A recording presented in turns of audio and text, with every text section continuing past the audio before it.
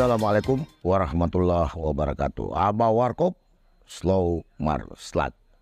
Salam kebangsaan dan salam uhuwah Islamiyah untuk seluruh warga bangsa di mana saja Anda berada dan seluruh umat Islam di Republik tercinta ini. Masih dengan catatan Aba Warkop tentang perjalanan sebuah fenomena dari Panji Gumilang dan pesantren Al Zaitun. Alhamdulillah, kita umat Islam memantau apa yang disebut dengan peristiwa penistaan agama yang dilakukan oleh Panji Gumilang. Perkembangannya makin hari makin bagus, dan ini menunjukkan bahwa perhatian pemerintah terhadap kasus ini sangat baik. Namun ada hal-hal yang ingin kami angkat di dalam tetap melihat sebuah kejadian, sebuah peristiwa penistaan agama yang dilakukan oleh pemimpin pesantren Al Zaitun. Sekali lagi, soal pesantren Al Zaitun, kita mengisolasi dari pemimpinnya atau dari Panji Gumilang. Al Zaitun bukan itu yang menjadi sorotan umat, karena itu adalah sebuah lembaga pendidikan yang sangat terhormat. Yang menjadi sorotan adalah pemimpinnya, karena juga ulahnya dari Panji Gumilang yang mengupload, memposting berbagai hal di mana konten-kontennya tersebut sangat melukai dan mencederai perasaan umat Islam karena bersentuhan dengan keimanan dan akidah. Dan ada beberapa hal tentang praktik-praktik keagamaan yang kelihatan tidak lazim. Memang banyak yang menyatakan bahwa itu kan sebuah perbedaan, sebuah pandangan keilmuan. Di beberapa hal is okay, karena memang di Islam itu ada yang disebut dengan ihtilaf. Islam sangat menjunjung tinggi perbedaan.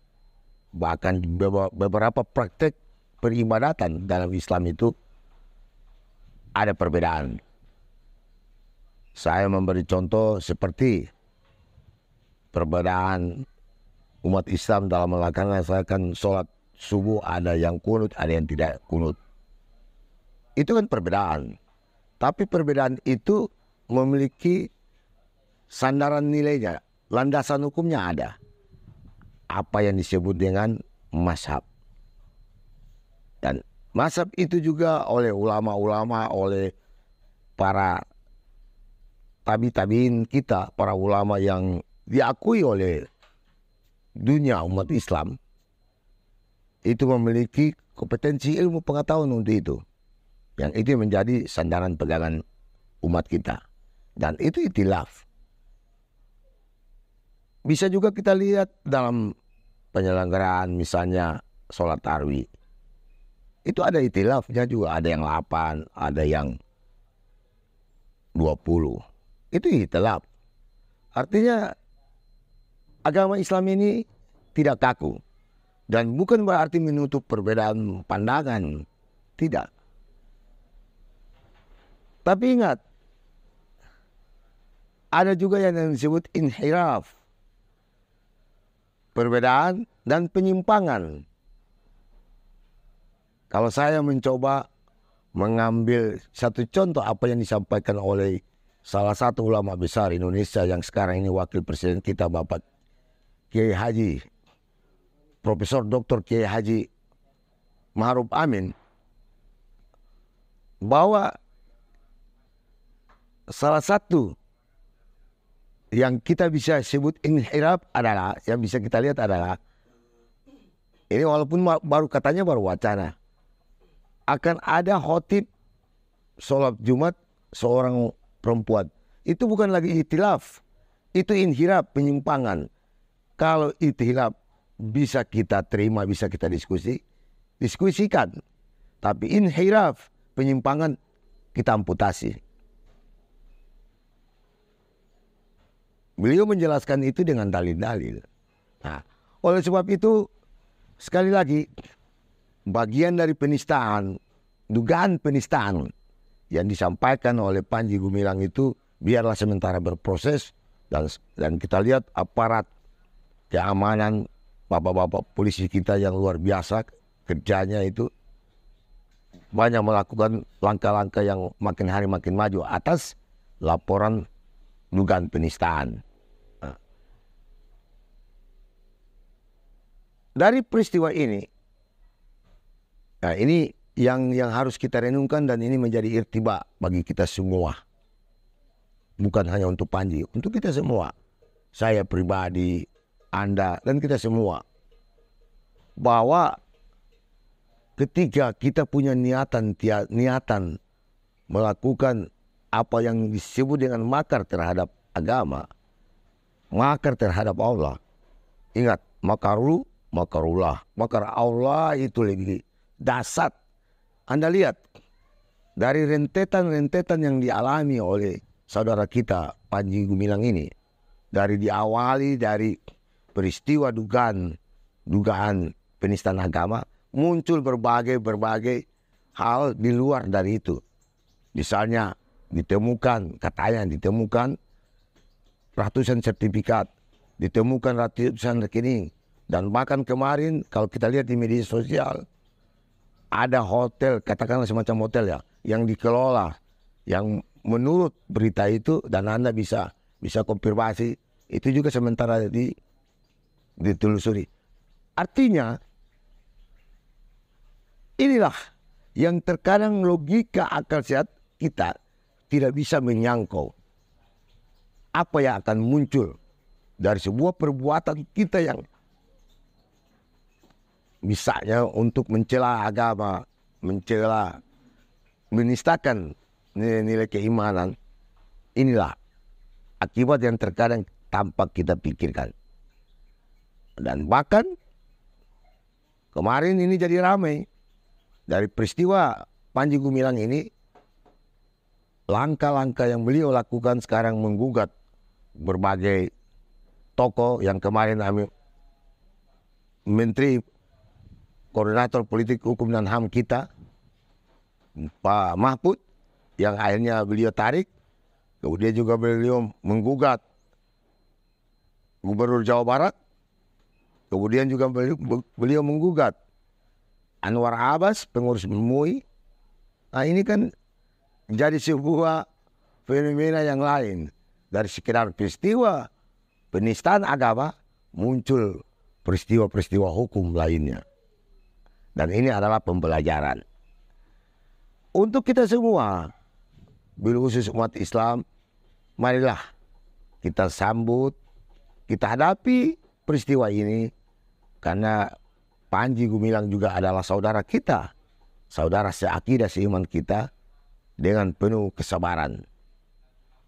Mungkin inilah yang disebut fitnah, zaman fitnah besar. Dan kepada saudara-saudara kita yang berlain berkeyakinan dengan kita, lain akidah dengan kita, silakanlah Anda ingin melakukan pembelaan atau simpati. Itu wajar dalam konteks sosial, itu wajar.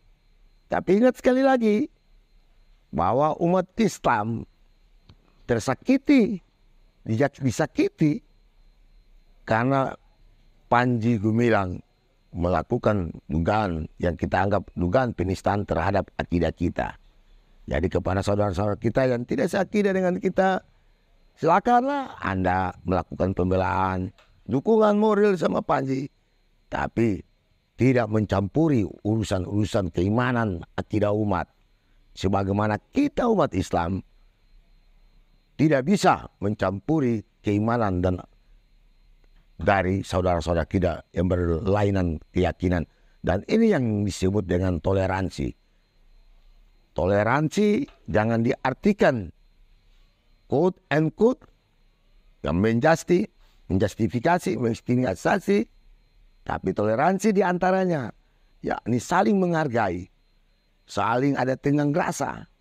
Ketika Anda menghargai kami, di mana akidah dan keimanan kita telah quote-unquote diinjak-injak, hargailah kami untuk tidak Anda memberikan dukungan karena Anda tidak memiliki ilmu dan pengetahuan soal itu.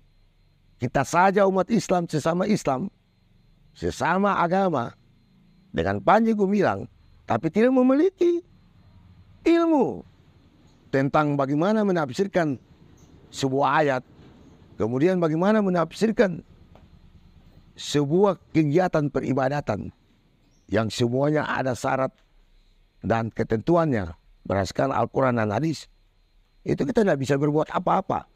Cara kita hanya menunggu apa yang disebut dengan penjelasan para ulama-ulama kita.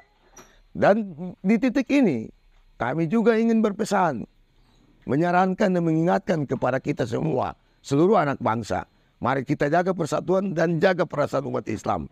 Di antaranya, Majelis Ulama Indonesia adalah sebuah lembaga umat yang menjaga akidah benteng umat Islam. Ingat, karena di sana berhimpunlah berbagai para ulama-ulama kita yang ada di Indonesia dan berbagai ormas-ormas keislaman yang ada. Tolong hargai marwah Majelis Ulama Indonesia sebagai benteng pertahanan umat Islam dari sisi akidah dan keimanan.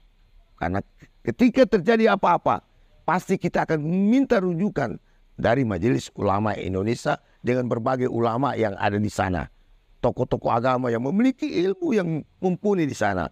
Yang latar belakang ormas, ada yang dari Nahdlatul Ulama, ada yang dari Muhammadiyah, ada dari Al-Irsyad, dan organisasi-organisasi kemasyarakatan Islam.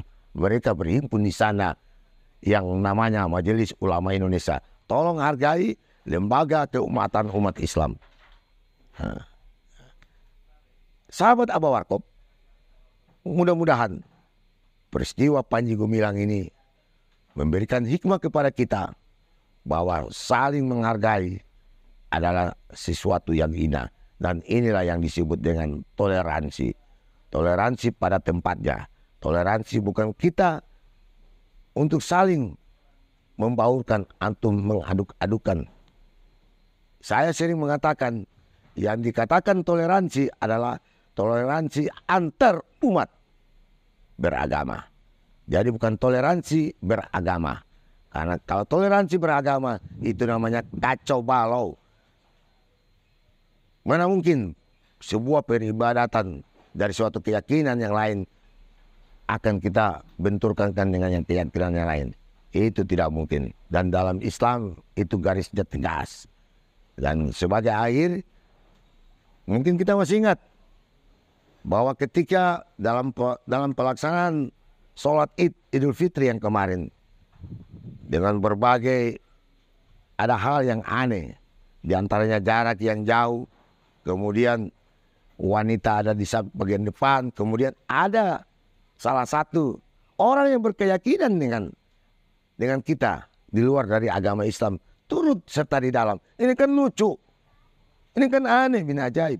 Ketika ditanya mazhab, dijawab mazhab Soekarno.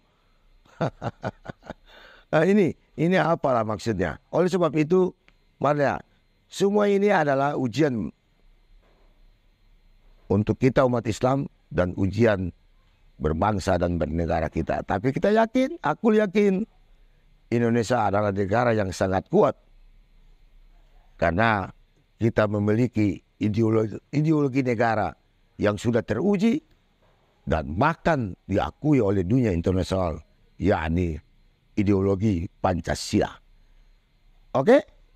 Salam kebangsaan dari Gorontalo. Untuk kita semua, salam sukses. Assalamualaikum warahmatullahi wabarakatuh.